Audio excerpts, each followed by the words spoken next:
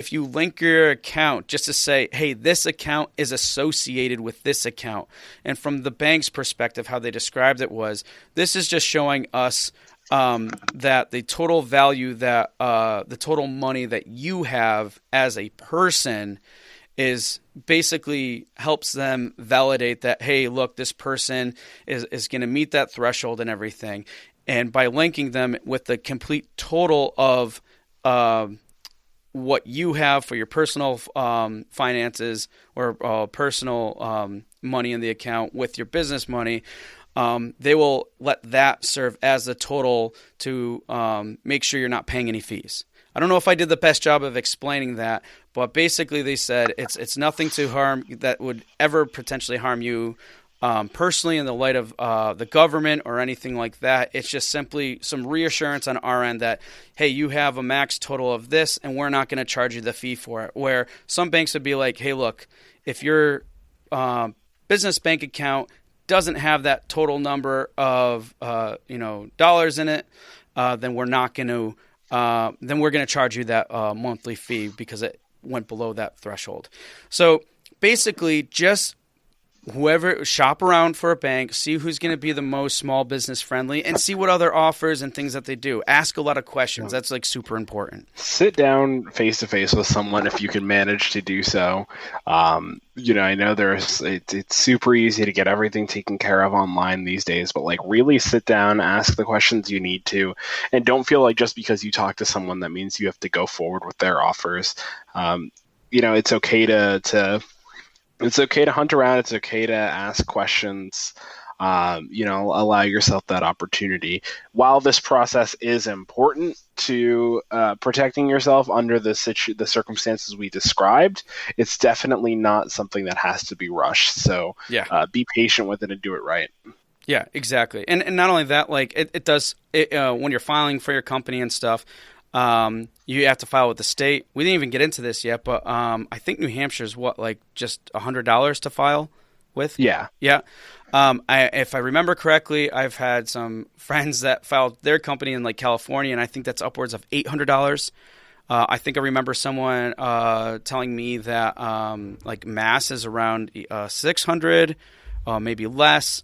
So just do yourself a favor, whatever state or country you reside in, check with their government site and to see what those things are. And in light of the government site and two, a lot of times they offer a lot of helpful resources there to help you out, have a better understanding of these things.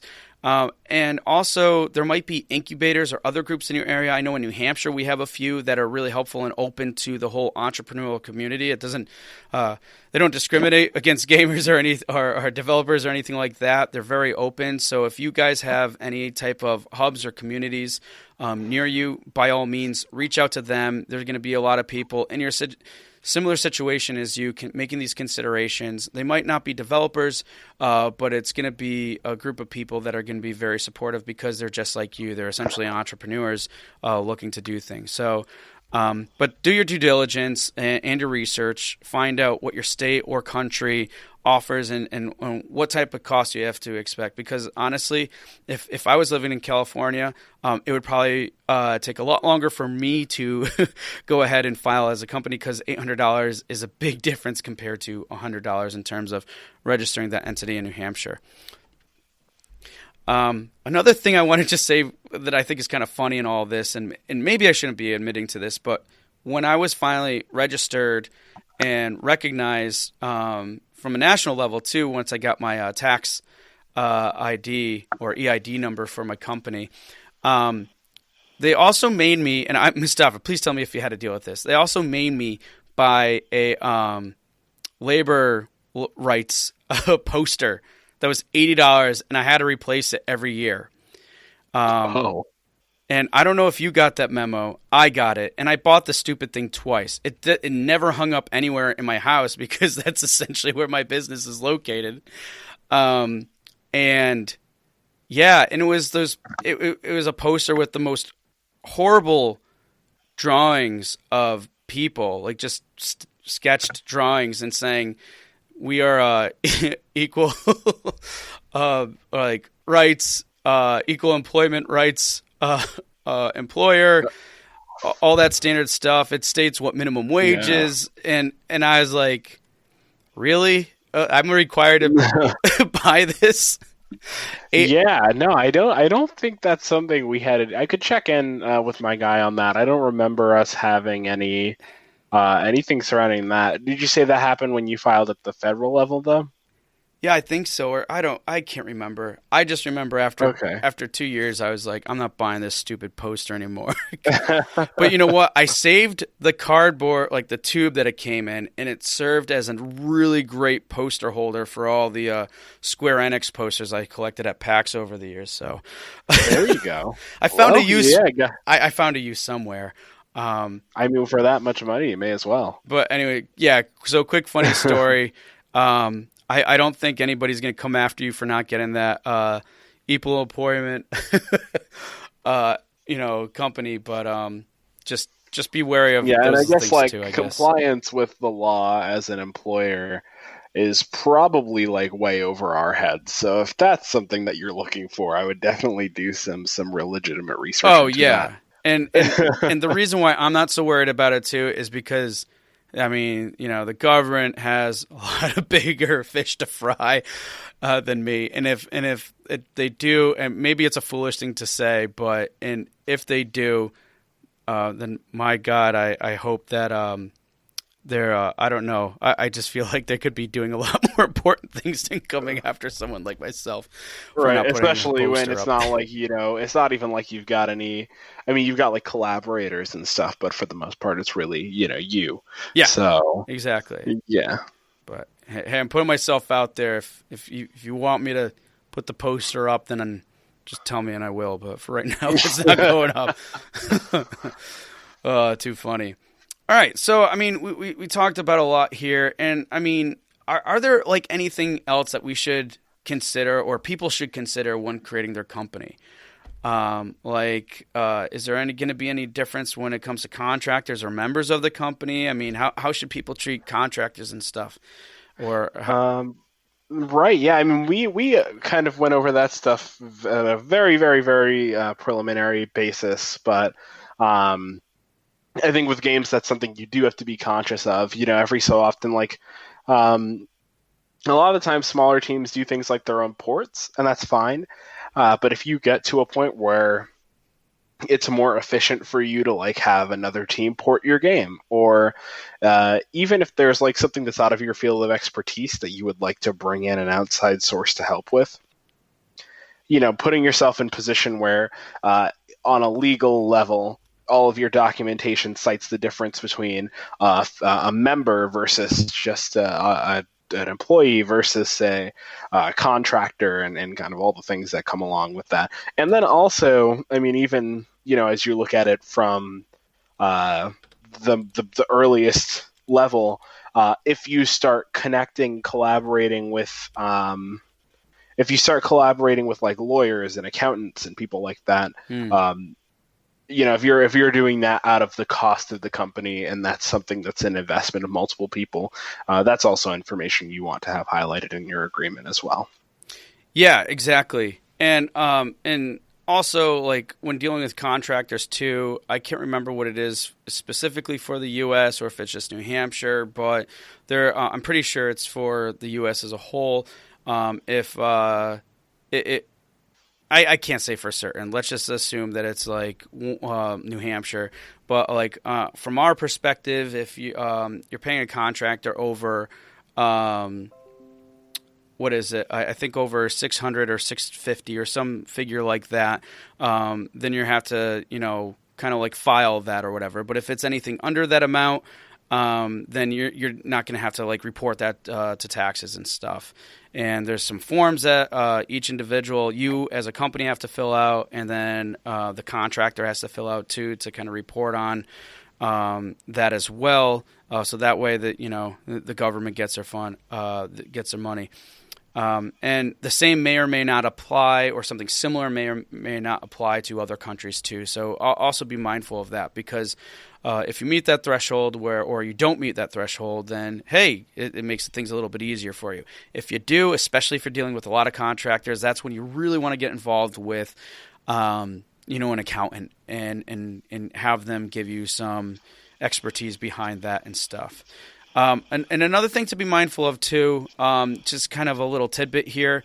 I did actually have a friend of mine that a really good guy that was an accountant, and he spent a lot of time with me, just free advice. That's another thing. If you can meet with an accountant or a lawyer about any of these questions, like an operating agreement or forming a company, talk to a lawyer, and getting more insight in terms of tax purposes and benefits and other things to consider, talk to an accountant. But with one thing he was saying, and this is New Hampshire, but every state's going to be different. He was saying to me that one thing was if you're – what was it exactly? Oh, for like state of New Hampshire, for example, they do have I don't get how this works, but it does apparently in their eyes. There is an entrepreneurial tax. So starting out as an entrepreneur, if you're making this number fluctuates, but in the state of New Hampshire, if you're making less than $135,000 a year, then you have to pay an extra whatever percentage on taxes. It sounds crazy. It's like, hey, you're starting out. How does this make sense? But for the state of New Hampshire, that's one thing. However, once you get to a certain you hit that threshold, or let's say in my case, a sole proprietorship, if I end up, have like a side job or a day job or whatever that's attached to things, and I still hit that threshold. So me as a person is generating that threshold over 135,000. Once I hit that threshold, then they eliminate that entrepreneurial tax, or they eliminate a percentage of it. So those are things to be considerate of too. I mean, not that it really changes your decision in terms of forming a company, but knowing that is a big deal. And also it helps you set your goals and things like that, because it's like, hey, if you could shave off 5% or 10% of what you're paying in taxes. I mean, big corporations do this all the time, right? But you kind of have your company, you're making this more serious now. So when you get in that mindset, it's not all about just like, hey, Steam takes a 30% cut or whatever. It's also about like what your government takes, or what's your personal spending like for things, and where can you scale better and shave off costs and stuff. Because at the end of the day, when you're forming your company, it's more to it. And that's the annoying part. It's more to it than just your focus, than just the development of your game. And that's why when we say things like, hey, you form your company when you're serious, right? That's part of being serious. And I guess a form of growing up a little bit more too, and that realization that like, oh, I got a lot more other crap that I need to deal with and worry about than just simply my team and making sure that we hit these deadlines and stuff so we can to release the game. Because it's really important to track what's going out and stuff from all areas, and it's not just doing it something like Steam or whoever, like a publisher that's taking a cut of things. It's also the government that's taking a cut, and if you can, wherever you can save that percentage is going to help big time. Man, we like totally talked about a lot. Yeah. All right. One last thing before we wrap up is, and because I've seen this and people ask about this too before, is where should the game or IP be registered, or how should it be registered? And I really don't know a whole lot about this, and Mustapha, maybe you can provide a little bit more insight. But my understanding would be fairly simple. Sole proprietorship's pretty easy. The IP all belongs to you, right? Essentially, because you're the sole proprietorship, you're the main manager, whatever. But let's say if you have a larger entity, then it'd probably be just associated with the company as a whole. So let's say if it's like a corporation type stuff, then it's a company. Like so Square Enix, I don't know how they're structured or anything else, but I'm sure it's going to be coming down to kind of them as a whole entity opposed to an individual person or a group of people. I don't know how they're structured. It could be that, but I would think it's more associated with the entity as a whole opposed to individuals of that entity, like of the board or things like that. Because they have shareholders and all this other stuff, it's structured completely differently. How does that work with you, though, Mustapha? How have you guys structured, and how does the IP work on your front? All right, so I'll be honest, we are in some pretty early design stages, so I don't think we would really be prepared to present anything for that. However, it is something that we've started to look into, and to kind of echo your previous sentiment about really